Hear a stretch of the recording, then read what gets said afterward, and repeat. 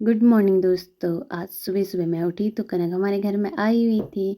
फिर थोड़ी देर कनक को उल्लू बनाने के बाद मैंने देखा तो कनक की मम्मी लोग बर्तन धो रहे थे और हमारा यीशु भी उठ गया था और उसकी मम्मा उसको ब्रश करा रही थी।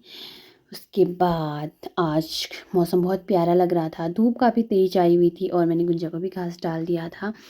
गुंजा घास खाने में बिज़ी थी और कनक अपने घर में अंडा खा रही थी और देखो कितनी ज़्यादा नौटंकी कर रही थी। भाभी की ड्यूटी लगी थी झाड़ू लगाने की और फिर हमने किया फटाफट से ब्रेकफास्ट। ब्रेकफास्ट करने के बाद बहुत सारा काम करना था, खेत में भी जाना था। फिर कनक को एक छापड़ लगाने के बाद मैं चल दी खेत में फटाफट से काम करने के बाद यहाँ का नज़ारा देखने के बाद हम चल दिए भाभी और मैं घर की ओर। हम घर को आ ही रहे थे तो हमको रास्ते में बिच्छू घास मिला, भाभी सफाई करते हुए आ रहे थे। फिर उसके बाद हमको रास्ते में और भी लोग मिल गए थे।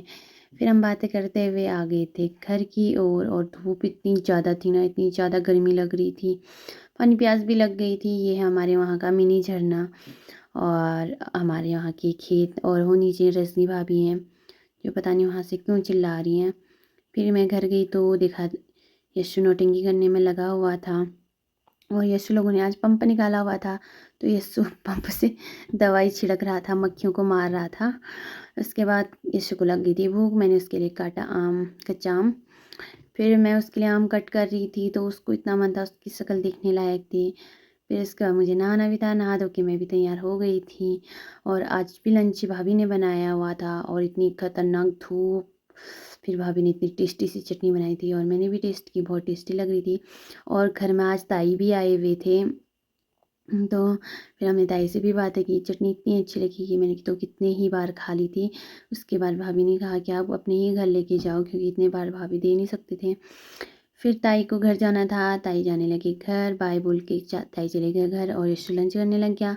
फिर मैं भी अपना लंच लेके आई और घर में अकेले ही बैठ के मैं लंच कर रही थी। फटाफट लंच करने के बाद मैंने रेस्ट किया क्योंकि मुझे नींद भी बहुत ज़्यादा लग रही थी क्योंकि सुबह से काम करते करते थकान हो जाती है ना। फिर उठने के बाद इतनी खतरनाक गर्मी, आज तो मुझे पंखा भी चलाना पड़ा और बाहर भी इतनी खतरनाक धूप, हमारी गुंजा को भी बहुत ज़्यादा धूप लग रही थी। फिर मैंने गुंजा को नहलाया और दोबारा से घास काटने की तैयारी की और मोटा भाभी वेट कर रहे थे तो हम चल दिए सीधे घास की ओर क्योंकि गुंजा भूखी रह जाएगी अगर मैं घास काटने नहीं जाऊंगी तो। फिर हम चल दिए घास काटने और यहीं नदी के पास ही था जहाँ घास काटने गए हुए थे हम। और फिर रजनी भाभी को छोड़ के आए थे और वो दौड़ते हुए आ गई थी हमारे साथ। फिर हमने फटाफट से घास काटा और चल दिए घर की ओर। घर को आ ही रहे थे, शाम भी हो ही गई थी, काफ़ी टाइम हो गया था। ये देखो भाभी लकड़ियाँ लेके आ रही हैं और मेरा घास ये है और सब लोगों ने इतना ज़्यादा काटा लेकिन मेरा थोड़ा ही हो पाया। और हमारे यहाँ आए थे इतने सारे लंगूर, इनको देख के लग गई डब्बू भाभी को डर और वो तो पीछे ही आ गए थे। फिर बहुत ज़्यादा हिम्मत करने के बाद मैं थोड़ा उनके पास गई लेकिन वो काटने के लिए आ रहे थे। फिर भाग के मैं और पीछे चली गई लेकिन ये हमारी जिया भाभी बहुत हिम्मत वाली हैं, वो चल दी आगे लकड़ी पकड़ के मैंने भी लकड़ी पकड़ रखी थी। फिर हम आ गए थे घर। घर आके देखा गुंजा को भूख लगी थी, फिर मैंने घास डाला गुंजा को और गुंजा खाने में मगन थी क्योंकि गुंजा के लिए मैं इतना टेस्टी टेस्टी घास काट के लाई थी। उसके बाद ये है यशु लोगों की मुन्नी और ये हमारी गुंजा और ये कनक लोगों की किट्टू। कनक लोगों की भैंस का नाम किट्टू है। फिर बहुत ज़्यादा मच्छर लग रहे थे तो मैंने गुंजा के लिए धुआं भी लगाया। धुआं लगाने के बाद मच्छर हो गए थे गायब और गुंजा हो गई थी बहुत ज़्यादा खुश। फिर हमारा गिट्टू आ गया था घर में। थोड़ी देर गिट्टू को मैंने उल्लू बनाया क्योंकि उसको लग रहा था मेरे हाथ में टॉफ़ी है। उसके बाद फटाफट गिट्टू को उल्लू बनाने के बाद गिट्टू के साथ भी बहुत सारी बातें। पापा एक बेटा एक मम्मी थी तभी बेटा ना केला खा रहा था तभी ना केला गिर गया। उसके बाद ना वो उठाने लगा तो ना खाने लगा। उसके बाद ना पापा ने बोला ना ऐसी गिरी हुई चीज नहीं उठाते। उसके बाद में उसने वो और केला वही फेंक दिया। उसके बाद ना थोड़े और आगे गए मम्मी पापा और बच्चा तभी ना उनकी मम्मी गिर गई। बुआ उसके बाद उनकी मम्मी गिर गई। बुआ उसके बाद उनकी मम्मी गिर गई और उसके बाद ना फिर पापा ने बोला अरे बेटा रुक करके मम्मी गिर गई। फिर ना बेटा ने बोला अरे पापा आप ही नहीं तो बोला था गिरी हुई चीनी उठाते अपने आप गिरती है।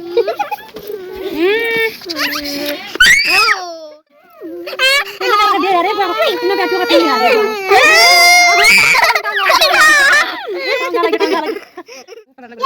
यहाँ पे थोड़ा सही लगा है मुझे कुछ मुंह में भी लगाया इसने तो देखो। वो भी तो थोड़ा सही लगा है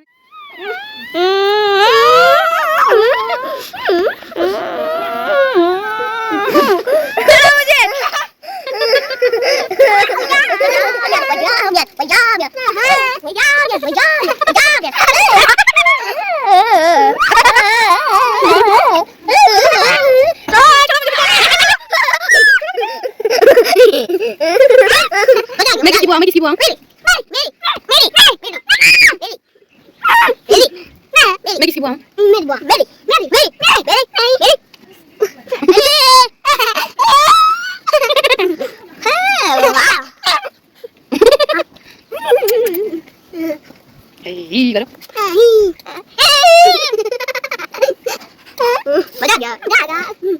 मैं किसी बुआ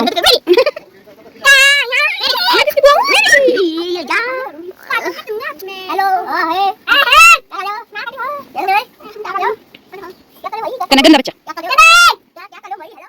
इन लोगों ने मुझे इतना सारा परेशान कर दिया था। फिर तो ये लोग एक्सरसाइज भी करने लगे थे और इतनी सारी नौटंकी।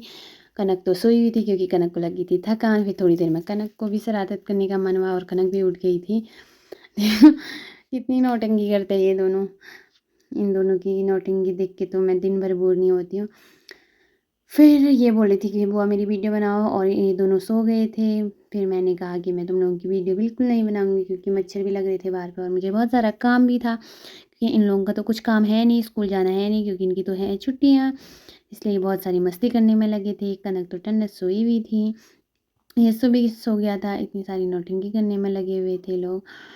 उसके बाद दोनों शरारती बच्चे उठ के एक लड़ाई भी करने लगे। फिर ये 10 कटी बनी। हाँ बताओ। 10 1 10 10 2 20 10 3 30 10 4 40 10 5 50 10 6 60 10 7 70 10 8 80 10 9 90 10 11 100। Very good. और आप सुनाओ। ना नहीं आ रहा है। 10 7 नहीं आ रहा। दो घाटा कान को चीज को मुंह नहीं डाल। इन दोनों की फुल मस्ती चली हुई थी और मुझे तो बनाना था खाना। तो आज मैंने डिसाइड किया मैं बनाऊंगी मैगी और रोटी। अच्युतम केशवम कृष्ण दामोदरम राम नारायणम जानकी वल्लभम। इसको ममता दी की बहुत